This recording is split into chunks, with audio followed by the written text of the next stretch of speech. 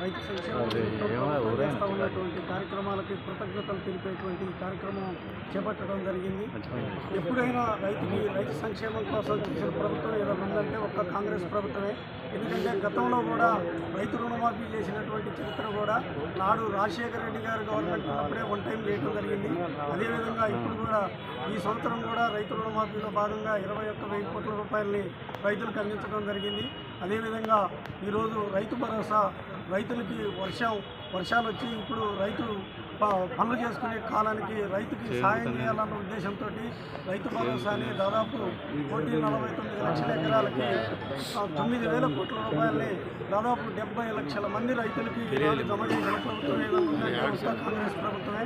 అదేవిధంగా గౌరవ రాష్ట్ర వ్యవసాయ శాఖ మంత్రులు రైతు గురించి రైతు సంక్షేమం గురించి తెలిసిన వ్యక్తిగా ఉండటం వల్ల ఈనాడు దాదాపు 15 ఎకరాల వరకు ఉన్నటువంటి రైతు కూడా పూర్తి స్థాయిలో రైతు భరోసా పట్టడం జరిగింది. దానికి రాష్ట్ర వ్యాప్తంగా ఉన్నటువంటి రైతు సోదరులందరూ కూడా కృతజ్ఞతలు, అభినందనలు కాంగ్రెస్ ప్రభుత్వానికి తెలియజేయడం జరిగింది. Thank you.